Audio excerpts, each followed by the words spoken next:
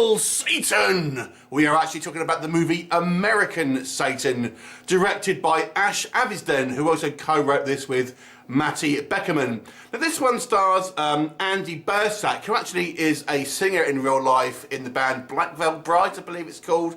And this is a dark rock and roll fantasy, and is not really a horror film per se. I maybe kind of count it because it does have some potential supernatural themes, and certainly kind of deals with potentially devil worship, but we'll come on to it. And it's basically a tale of this kind of rock band, this kind of heavy metal hard rock band, and they are comprised of American and British members. And they are kind of starting from scratch, essentially, starting from nothing, and obviously dreaming big, hoping to kind of like hit it big and become obviously a paying professional band. And they do this basically by starting their own kind of off their own steam, getting gigs at kind of local clubs, etc. But then they're potentially offered a deal by the devil himself, or Mr. Capricorn, as he's known in this movie, played by Malcolm McDowell. And they're kind of unsure if this guy is for real or not, and they're asked to do some kind of like ritual basically to ultimately seal the deal, and then from there their success skyrockets, but it comes at a price, and this is a kind of a price of self-destruction and various kind of other kind of vices that come with being life in the spotlight, so to speak. So let's discuss a little bit further about American Satan. So the actual name, just so you know, it actually refers to the band's debut album called American Satan. Because I was kind of a bit like, it's a funny name to call a film, but there you go, now you understand. So let's talk about the cast first of all, and we'll go with the positives. This has got a great cast. I mean, some really familiar names in some kind of small roles. I mean, you've got Denise Richards, she's obviously from Starship Troopers. She's playing our main character, Johnny's mum. Obviously, I've mentioned you've got Andy Biersack from a band, and also you've also got a guy called Ben Bruce, also in a band. You've got Boo Boo Stewart, who is from the Twilight series. You've got Bill Goldberg, who's obviously from WWF Wrestling. You've got Mark Boone Jr., of course, from the Sons of Anarchy. You've got a variety of different kind of faces that you'll see from lots of different kind of media. And so the cast is very good, but all the kind of the big names are all in kind of small roles, kind of speckled out throughout the movie.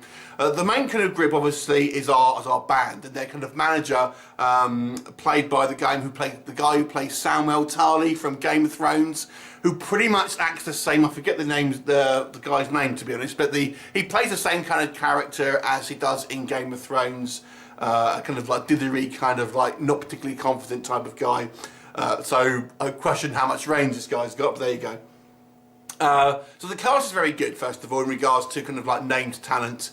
The production value here also is great. And if you are a rock fan, if you're a heavy metal fan, you will love the aesthetic. This is basically the dream of every kind of like rock fan. But back in the day, from the kind of the 80s, when this kind of music was at its peak, I would say, right up to today. This is what kind of aspiring kind of rock musicians want to get to ultimately. This kind of the big stage and kind of the rock and roll lifestyle, sex, drugs, rock and roll, and everything kind of comes with it. So it really does play on that dream, basically, that kind of people have, certainly in the music industry, certainly within the kind of the rock atmosphere at least. But it also looks at the kind of the self-destruction that comes with it as well. And when people have fame, money, all these kind of people kind of cling on to you and stuff like that, and what effect that will have on your personal being, how it will affect your relationships with your girlfriends and boyfriends, etc. And you put your health, your sanity, all those kind of things are all kind of played here. The actual horror elements are relatively minor here. We never really know if this guy really is the devil or not. That's kind of it. It's less somewhat ambiguous up to you to make your own decisions. I feel it makes a fairly good case that maybe he is, but nonetheless, it is up to you, obviously, to take away what you think.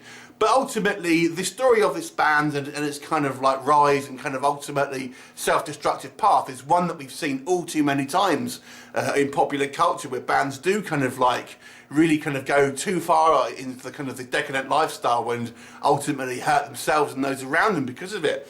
So obviously this is a shorter period of time and with a kind of like a fantasy setting almost, but it is very reminiscent of some of the kind of the great names that we've had in rock music over the kind of last few years, and obviously some of which have kind of tragic ends.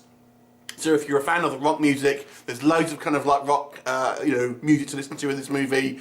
Lots of kind of footage of kind of like bands playing and stuff like that. And because a lot of the cast are actually in bands, it does seem kind of quite authentic, I've got to say. And if you're familiar with the kind of the rock lifestyle, and once upon a time I had long hair and leather jacket, so I can perfectly relate to this. You've got all the kind of the Los Angeles scene and kind of various kind of bars, Whiskey A Go Go, that sort of thing, which are very much kind of ingrained in this kind of like this kind of rock culture and that sort of thing.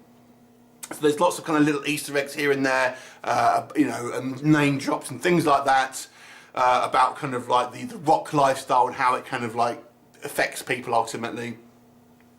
And ultimately it's quite an interesting movie in regards to this, certainly if you are interested in the kind of the maybe music and kind of the rock music in particular. But what doesn't work, a few things for me. First of all, the biggest issue, the two issues really that stuck out for me. First one is some of the acting here is a little on the weaker side through some of the cast. Some of the cast seem very unconfident with the lines. There's a female bass player called Lily, and her line delivery is very unconfident. I mean, she looks great. She looks very great on screen and everything. Her character looks very kind of like cutting edge and everything, but her line delivery is very poor. And there's also a couple of other instances as well where the lines seem almost kind of improvised, and people don't really know how. Looking like they don't know how to react to things. So some of the acting here is a little dodgy. The other thing is, I thought some of the editing choices were horrible. As we go through the movies, we kind of flip to scenes, and it just doesn't make sense. The way they kind of transitioned from one scene to another, it doesn't flow properly. I mean, we'll see, for example, a scene with people in a concert, and then all of a sudden the next scene they're all gone, and things like that. I mean, there's a reason for it, but the way it's transitioned just doesn't make kind of sense. And there's a variety of other kind of very kind of jarring edits in this movie, so that I didn't like.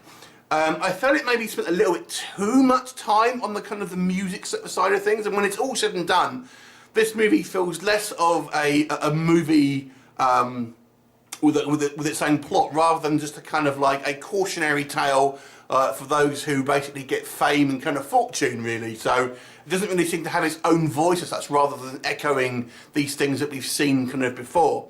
And I've got to say, it tries to get a little bit too metaphysical at times. I feel maybe this movie, it likes to kind of have this kind of like intelligent chip on its shoulder, and to a degree that it does.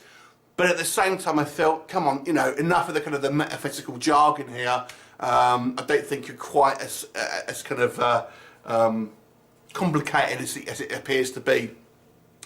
So not really a horror film, but horror elements in it, and the whole devil thing. There is kind of some violence in it, and one of the interesting things, it does kind of raise some political questions, and kind of like this band ultimately starts to incite violence and stuff like that, so it kind of looks at mob mentality. So it's quite a topical film as well as an entertaining one. I think it's worth a watch. If you're not a rock fan, I've got to say, you maybe kind of feel a bit bombarded with this style of music, but if you are a rock fan and you kind of like things like the kind of the Metalhead movie that came out, I mean, it's way less horror than that. But you'll still maybe like it. The old Trick or Treat film reminds me of this as well. It's not really a horror film as such, but it has supernatural elements to a point, so I'll kind of class it. Anyway, I'll give it a 6 out of 10. It's worth a watch, I would say. Have you seen it? What did you think of it? Leave them a comment and I'll look forward to seeing you next time. Bye for now.